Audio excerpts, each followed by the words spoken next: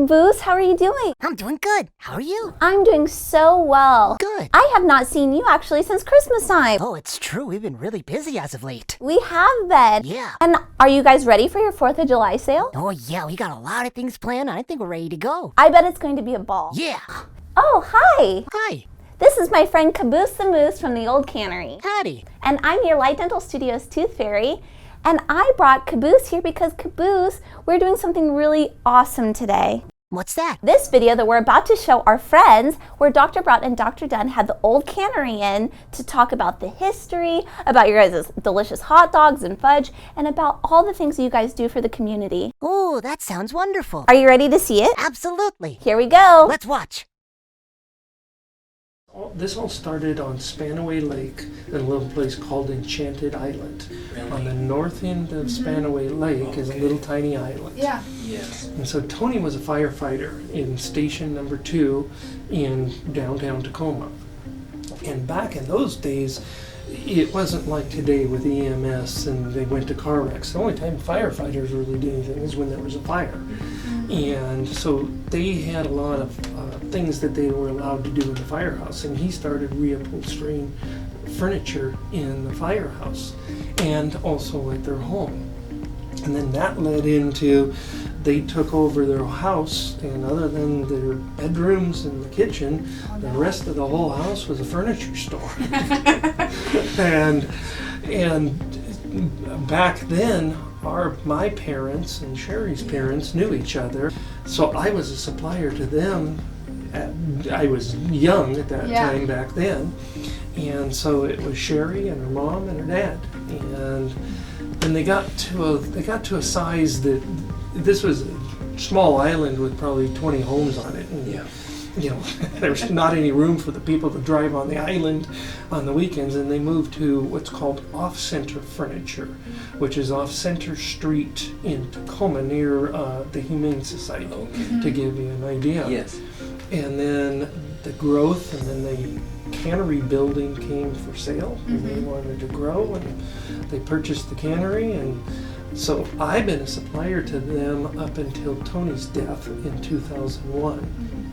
And so I retired from the wholesale side of the furniture industry and came to help Sherry here at the store. So I've been there for 19 years old, but I've been a part of the Old Cannery since the inception of it. In the house.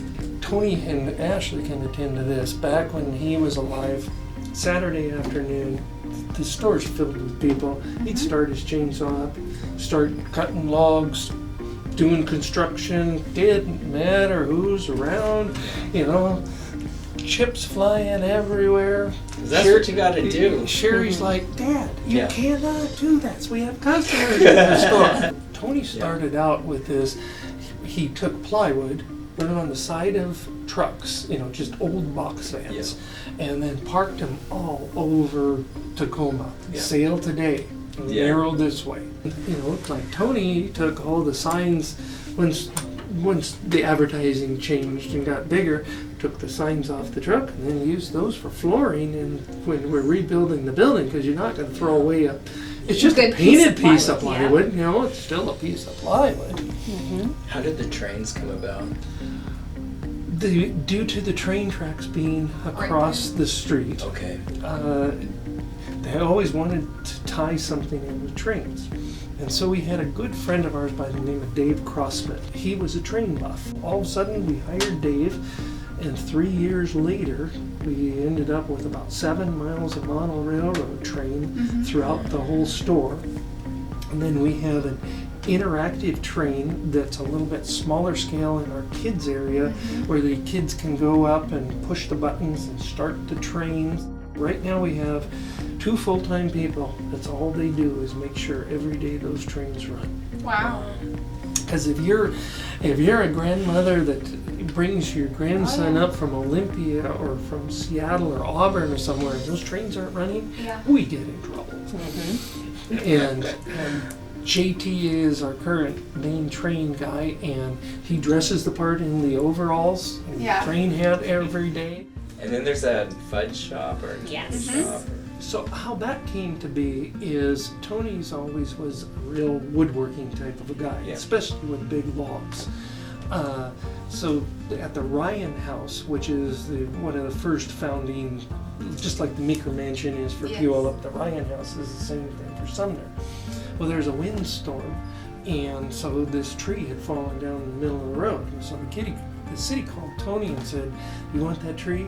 And so he ran down there with a truck and a pick and a chainsaw and loaded the tree up from the middle of the road and brought it back. And then all of a sudden it's like, let's build a little Keebler Elves looking fudge shop. And that's how the fudge shops got started. Is tree fell in the middle of the road, brought it down here, made a little, the Keebler Elves were back then a big cookie company and doing a lot of advertising. And so all of a sudden, well, let's just start. He built it, and then what are we going to do with this thing? Let's start making fudge. And so we've made fudge. We give away a lot more of the fudge than we sell. We do. I would say the Old Cannery, for me, has a lot of really good memories. It was one of the things growing up that, there's a cold, rainy day in the winter, let's go walk through the cannery with Mom. Or, my aunt and my cousin, we would go. And one of the things that happened is when my mom was really sick before she passed from cancer is all of her sisters and her brothers came out, and all the girls, because she's one of 7, all the aunts went and they had to see the cannery. It was like, this is something you have to see because it's been a part of our life and the tradition. And, even as a kid growing up, you have different life stages. I remember at 10 I got this cedar chest. That was my birthday present. Lane cedar chest. And, you open it and it smells so good, and, different furniture pieces as you reach different milestones in life. Such an amazing story that you have been such an integral part of the Puyallup community, and how you've pushed that together with running a business, and it's just super powerful. We do a sale on Memorial Day, 4th of July, and Labor Day. So we came up with this idea, let's serve some hot dogs. Now we end up giving away 10,000 hot dogs each sale. So 30,000 hot dogs over the year. One of the things that Sherry and Tony wanted to do a long time ago that was our iconic thing was to light up the bridge. We had previously the old bridge from Sumner from the cannery into Sumner, and had a dream of lighting that bridge up. And 20 years later, we ended up the last bridge lighting before they tore the bridge down. I think we had 6,000 people there for a bridge lighting ceremony. We do the bridge lighting, and then we do free Santa pictures. And Santa is the most amazing man. And we ended up it grew in popularity so much, we initially just had Polaroid pictures with Santa.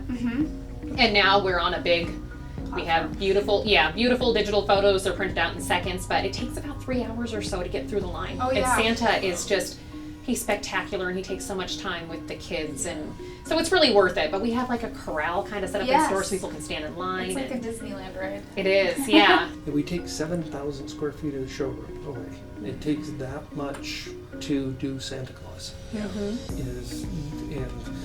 Then of course we've got movies running for the kids. We've got trains back there. It's quite different than it used to be. It's just progressed every year. The puppet was a big grab. So after we first hired Ian, we were talking about different commercials, and we were brainstorming stuff, and we were talking about, because we had the moose that we've used for years. Yeah. But I was like, people just really aren't digging the moose that we have. Then we did an animatronic kind of thing, and he wasn't really doing it for people either. And he goes, well, what about a puppet?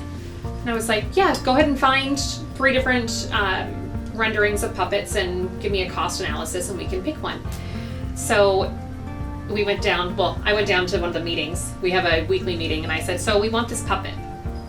And Dave goes, well, how much is it? And I said, he's $8,000. Dave goes, that's crazy for a puppet. So Jim Henson. Yeah, so that's why. Same people that make the Jim Henson puppets. Well, Ian was like, well, I think that he's very, very passionate, and he's so creative. This is his child. And he does. He calls it his baby. And he was telling me, and I said, you know what, you're going to come to the meeting with me next week. I want you to pitch your thought on Caboose and why he would be valuable to us.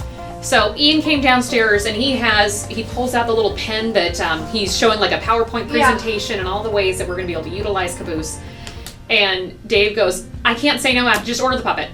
Order the puppet, it's going to be fantastic. And it really, he was just so passionate in how he was going to use this. Yes.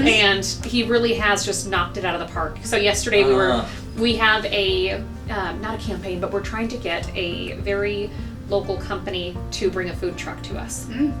So we've tried calling and tried emailing and we haven't seen much success. So now we're going to stalk them in a very nice way and pressure them to come to us with social media commercials. And so he was in the parking lot, crouched down on the wet concrete, doing his puppetry in the parking lot yesterday. And he's just, no way. His dad gave him a, I can't remember if it was a Father's Day or a Christmas gift from Caboose because Ian just loves this moose so much.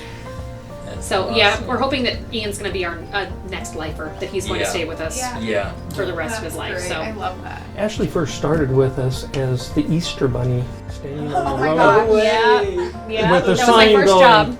Yeah. Wow. And Yeah. she was 15 years old. They take such good care of all of us. Yeah. So it's really hard. We have, most of the people that work at the store have worked there for a decade or better. There's so much investment because the store, it's just so fun to work there. As you're telling this story, I'm thinking of all these things that make it make sense, that you have longevity in your teams, that they get going with this thing. It's like kind of a labor of love kind of thing where they probably say, oh, we No want to do idea this. is a dumb idea. Yeah. And then you come up with these crazy kinds of things that people probably, when they at first blush, they go, well, that's kind of stupid. But then it takes off and people want to do it and you go, eh. I guess we'll buy Yeah, $8,000 just keep puppet. working. Yeah. Well, this has been a lot of fun. Yeah. Thank you I so love it. much. No, of course. Tremendous